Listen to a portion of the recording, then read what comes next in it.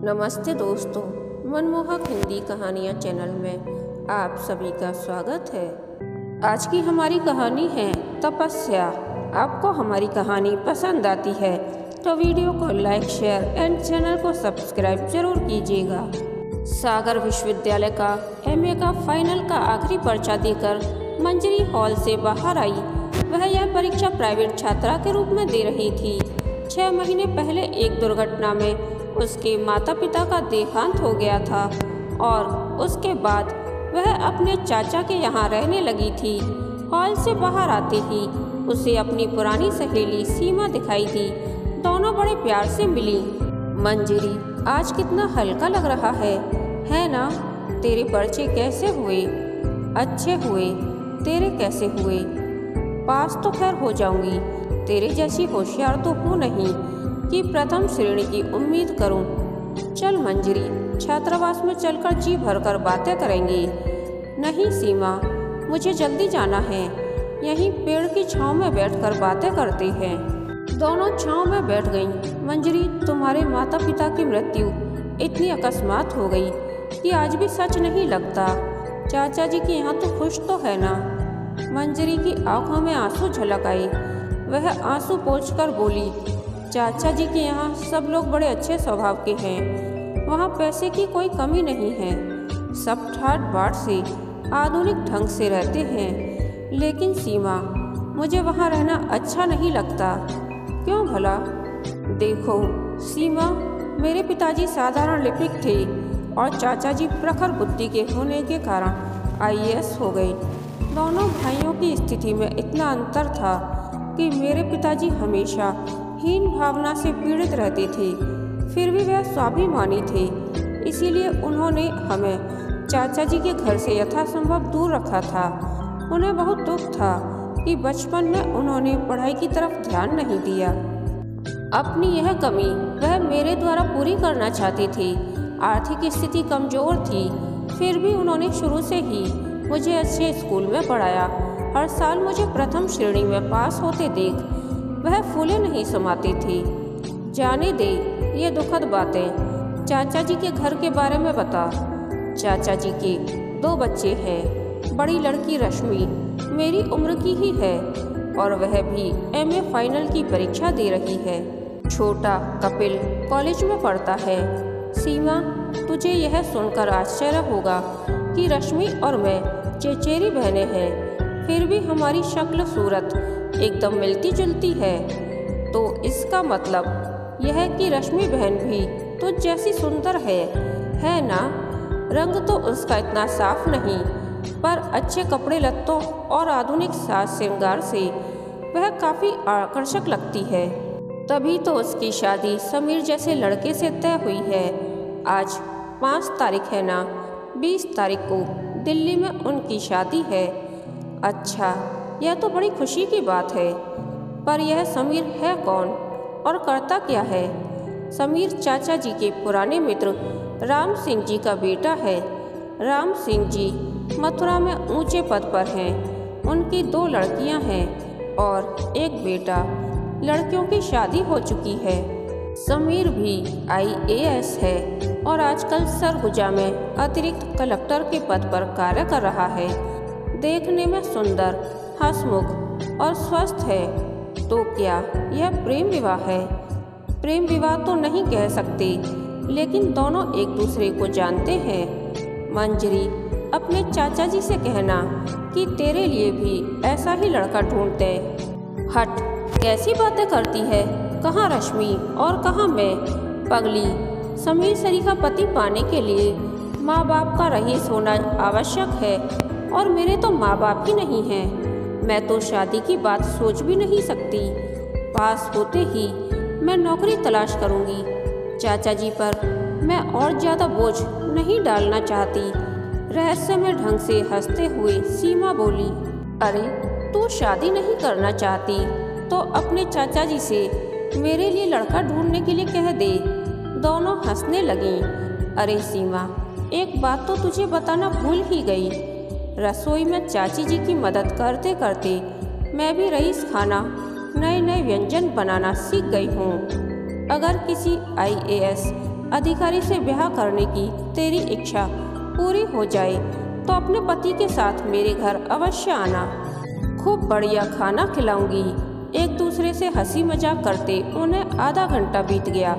जब वे तपती धूप से परेशान होने लगीं तो जाने के लिए उठ खड़ी हुईं। मंजरी ने एक कागज पर चाचा जी का पता और अपना रोल नंबर लिखकर सीमा को दे दिया। सीमा, परिणाम निकलते ही मुझे खबर करना। जरूर जरूर, अब कब मुलाकात होगी? कहकर सीमा मंजरी के गले लगी। फिर दोनों भारी मन से एक दूसरे से विदा हुईं। रश्मि और मंजरी के पर्चे अच्छे होने पर चाचा चाची खूब खुश थे। चाची जी, अब मैं घर का काम संभालूंगी, आप निश्चिंत होकर बाहर का काम करिए। मंजरी ने कहा। शादी का दिन आया लेकिन घर में कोई हो हल्ला नहीं था। दोनों तरफ के मेहमानों के लिए एक अच्छे होटल में कमरे ले लिए गए थे। शादी और खाने पीने का प्रबंध भी होटल में ही था। मेहमान भी सिर्फ एक दिन के लिए आने वाले थे। रश्मि के माता पिता मेहमानों की अगवानी के लिए सवेरे से ही होटल में थे। बाराती सुबह 10 बजे पहुंच गए थे। सबका उचित स्वागत सम्मान किया गया। दोपहर 1 बजे खाना हुआ। खाने के बाद रश्मि के माता पिता थोड़ी देर के लिए आराम करने अपने कमरे में आ गए। 4 बजे फिर तैयार होकर रिश्तेदारों और बारातियों के पास चले गए। जाते जाते रश्मि से बोल गई कि वह जल्दी मेकअप करके वक्त पर तैयार हो जाए। माँ बाप के जाते ही रश्मि ने मंजरी को अपने पास बुलाया और बोली, मंजरी, मैं मेकअप के लिए जा रही हूँ, लेकिन यदि मुझे देर हो गई तो पिताजी को अलग से बुलाकर ठीक 6 बजे यह लिफाफा दे देना, भूलना नहीं। नहीं भूलूंगी, लेकिन तुम 6 बजे तक आने की कोशिश करना। रश्मि हाथ में छोटा सा सूटकेस लेकर चली गई। होटल के ग्राउंड फ्लोर पर ब्यूटी पार्लर में जाने की बात कहकर जब शाम को 6 बज गई और रश्मि नहीं आई तो मंजरी ने चाचा जी को कमरे में बुलाकर वह लिफाफा उनके हाथ में दे दिया। चाचा जी, यह रश्मि ने दिया है, अब बिटिया की कौन सी मांग है? कहते कहते उन्होंने लिफाफा खोला और अंदर का कागज निकालकर जैसे जैसे पढ़ने लगे। उनका चेहरा क्रोध से लाल हो गया। मूर्ख, नादान लड़की, कहते कहते वे दोनों हाथों में सिर पकड़कर बैठ गए। चाचा जी, क्या हुआ? अब मैं क्या करूं मंजरी? कहकर उन्होंने वह कागज मंजरी को दे दिया और आंखों में आंसू आ गए। आंसू पोंछकर उन्होंने मंजरी से कहा, जा बेटी, अपनी चाची को जल्दी से बुला ला, मैं राम सिंह जी को फोन करके बुलाता हूँ। चिट्ठी पढ़कर मंजरी सकपका गई और झट से चाची को बुला लाई। रश्मि के पिता ने वह चिट्ठी अपनी पत्नी के हाथ में पकड़ा दी। पढ़ते ही रश्मि की माँ रो पड़ी। चिट्ठी में लिखा था, पिताजी, मैं जानती हूँ मेरी यह चिट्ठी पढ़कर आप और माँ बहुत दुखी होंगे, लेकिन मैं माफ़ी चाहती हूँ। मैं मानती हूँ कि समीर लाखों में एक है, मुझे भी वह अच्छा लगता है, लेकिन मैं रोहित से प्यार करती हूँ। और जब आप यह पत्र पढ़ रहे होंगे तब तक आर्य समाज मंदिर में मेरी उससे शादी हो चुकी होगी। आपको पहले बताती तो आप राजी न होते। मैं यह भी जानती हूँ कि शादी के दिन मेरे इस तरह एकाएक गायब हो जाने से आपकी स्थिति बड़ी विचित्र हो जाएगी, लेकिन मैं दिल से मजबूर हूँ। हाँ, मेरा एक सुझाव है। मंजरी का कद मेरे जैसा ही है और रंग रूप में तो वह मुझसे भी बेहतर है। आप समीर से उसकी शादी कर दीजिए, किसी को पता तक नहीं लगेगा। मैं फिर आपसे क्षमा चाहती हूँ। रश्मि। इतने में राम सिंह जी भी अपनी पत्नी के साथ वहाँ आ गए। उन्हें देखकर रश्मि के पिता ने बड़े दुखी स्वर में कहा, मेरे दोस्त, क्या बताऊँ, इस रश्मि ने तो हमें कहीं का नहीं छोड़ा। और यह कहकर उन्होंने वह चिट्ठी उन्हें पकड़ा दी। पत्र पढ़कर समीर के माता और पिता दोनों ही हतप्रभ रह गए। फिर समीर के पिता ने मंजरी की तरफ देखकर कहा, बेटी, तुम जरा बाहर जाकर देखो, कोई अंदर न आने पाए। मंजरी बाहर चली गई। फिर कुछ देर उन लोगों में बातचीत हुई। इसके बाद रश्मि के पिता ने मंजरी को अंदर बुलाकर कहा, बेटी, हम सबकी इज्जत अब तेरे हाथ में है। तो इस शादी के लिए हाँ कर दे तो हम लोग अभी भी बात संभाल लेंगे। आप जो भी आज्ञा देंगे मैं करने को तैयार हूँ।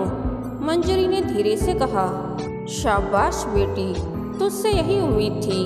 मंजरी ने सबके पैर छुए। सबने राहत की सांसें लेकर उसे आशीर्वाद दिया और आगे की तैयारी में लग गए। शादी धूमधाम से हुई, किसी को कुछ पता नहीं चला। खुद समीर को भी इस हेर फेर का आभास न हुआ। मथुरा में शानदार स्वागत आयोजन हुआ।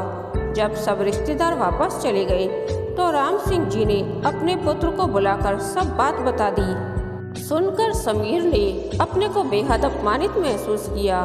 उसके मन को गहरी ठेस लगी थी और उसे सबसे अधिक अफसोस इस बात का था कि उससे संबंधित इतनी बड़ी बात हो गई और माँ बाप ने कोई कदम उठाने से पहले उससे सलाह तक नहीं ली। माँ बाप पर जैसे दुख का पहाड़ गिर पड़ा। बेचारी मंजरी कमरे में ही दुबकी रहती। उसे समझ में नहीं आता था कि अब वह क्या करे। रश्मि की नादानी ने सबका जीवन अस्त व्यस्त कर दिया था। वह सोचती रश्मि को समीर सरीखे भले लड़के के जीवन में इस तरह कड़वाहट भरने का क्या अधिकार था। मंजरी का मन सबके लिए करुणा से भर गया। एक दिन मंजरी के सास ससुर ने उसे बुलाकर कहा, मंजरी, हमारे इकलौते बेटे का जीवन सुखी करना अब तुम्हारे हाथ में है। समीर बहुत अच्छा लड़का है, लेकिन उसके मन पर जो गहरा घाव हुआ है उसे भरने में समय लगेगा। तुम उसके मन का दुख समझने का प्रयास करो। हमें विश्वास है कि तुम्हारी सूझबूझ से उसका घाव जल्दी ही भर जाएगा, लेकिन तब तक तुम्हें सब्र से काम लेना होगा। किसी प्रकार की जल्दबाजी घातक सिद्ध हो सकती है। आप निश्चिंत रहिए। मुझे उम्मीद है कि आपके आशीर्वाद और मार्गदर्शन से मैं सब ठीक कर लूँगी। मंजरी बोली। समीर को फिर से ड्यूटी पर जाना था। समीर के माता पिता ने सोचा कहीं समीर सरगुजा जाते समय मंजरी को साथ ले जाने से मना न कर दे।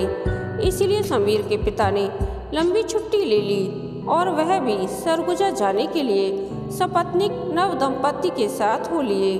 जिन दिनों समीर के माता पिता सरगुजा में थे, उन दिनों मंजरी सबसे पहले उठकर नहा धोकर नाश्ते की तैयारी करती। खाना समीर की माँ बनाती थी। वह इस काम में भी अपनी सास का हाथ बटाती।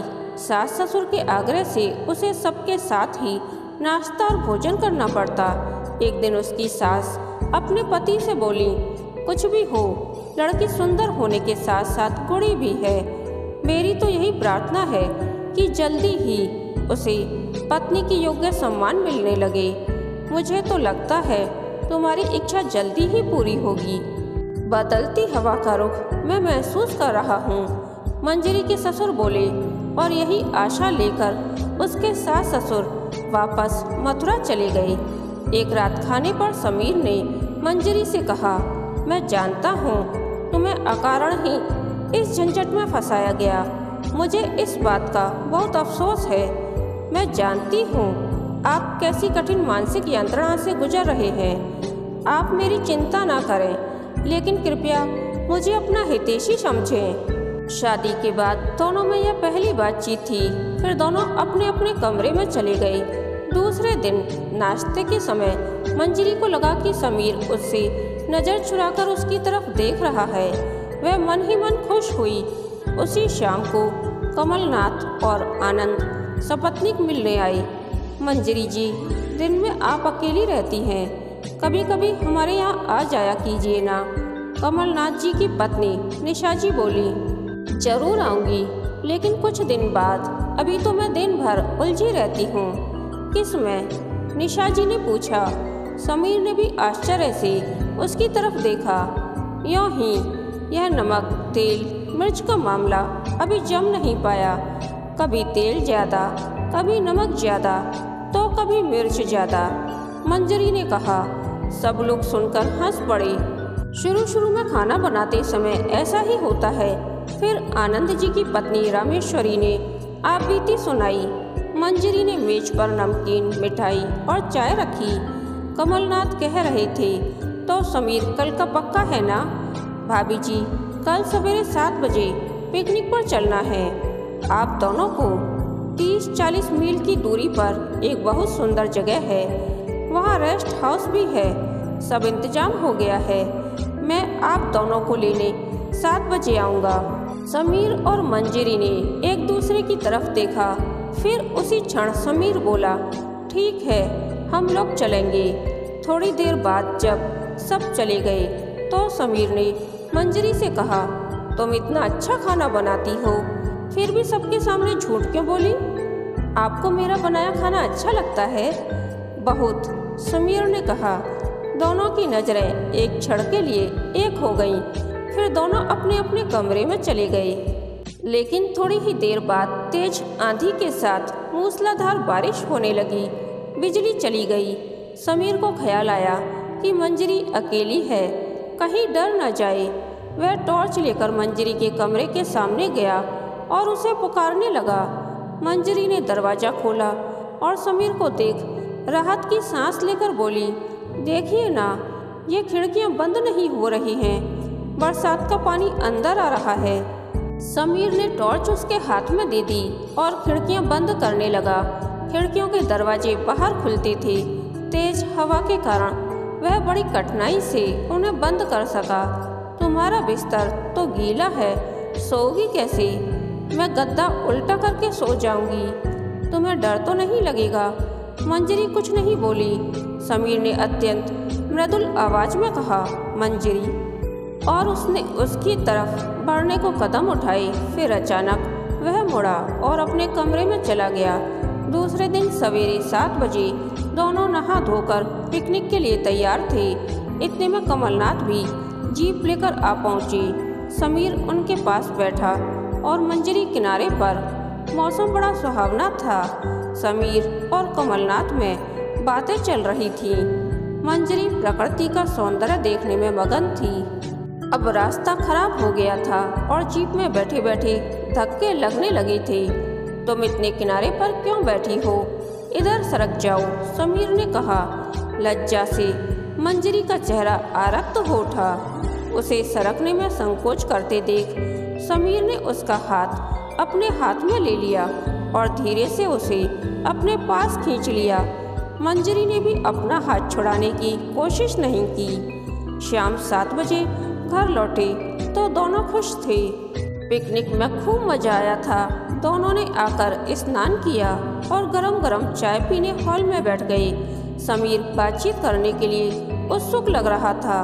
रात के खाने के लिए क्या बनाऊं? मंजरी ने पूछा तो उसने कहा, बैठो भी, जल्दी क्या है, आमलेट ब्रेड खा लेंगे। फिर उसने अचानक गंभीर होकर कहा, मंजरी, मुझे तुमसे कुछ पूछना है। पूछिए। मंजरी, इस शादी से तुम सचमुच खुश हो ना? मैं तो बहुत खुश हूँ। खुश क्यों ना हूँ जब मेरे हाथ आप जैसा रत्न लगा है। खुशी से समीर का चेहरा खिल उठा। और मेरे हाथ भी तो तुम जैसी लक्ष्मी लगी है। दोनों ही आनंद विभोर होकर एक दूसरे को देखने लगे। शंका के सब बादल छट चुके थे। तनाव खत्म हो गया था। इतने में कॉल बेल बजी। समीर उठकर बाहर गया। मंजरी सोच रही थी कि अगले दिन सवेरे वह सास ससुर को फोन करके ये खुशखबरी देगी। मंजरी, मंजरी कहते हुए खुशी से उछलता समीर अंदर आया। इधर आओ मंजरी, देखो तुम्हारा एमए का नतीजा आया है। दौड़कर मंजरी उसके पास आई, लेकिन समीर ने आसानी से उसे तार नहीं दिया। मंजरी को छीना झपटी करनी पड़ी। तार खोलकर पड़ा। हार्दिक बधाई, योग्यता सूची में दिखती है चाचा। खुशी से मंजरी का चेहरा चमक उठा। तिरछी नजर से उसने पास खड़े समीर की तरफ देखा। समीर ने आवेश में उसे अपनी ओर खींच लिया और मृदुल आवाज में कहा, मेरी ओर से भी हार्दिक बधाई। तुम जैसी होशियार, गुणी और सुंदर पत्नी पाकर मैं भी आज योग्यता की सूची में आ गया हूँ। मंजरी, इस सुखद वाक्य को सुनते ही मंजरी ने अपना माथा समर्पित भाव से समीर के कंधे पर रख दिया। उसकी तपस्या पूरी हो गई थी। कहानी के अंत तक बने रहने के लिए धन्यवाद। यह कहानी आपको कैसी लगी प्लीज़ कमेंट करके बताइए।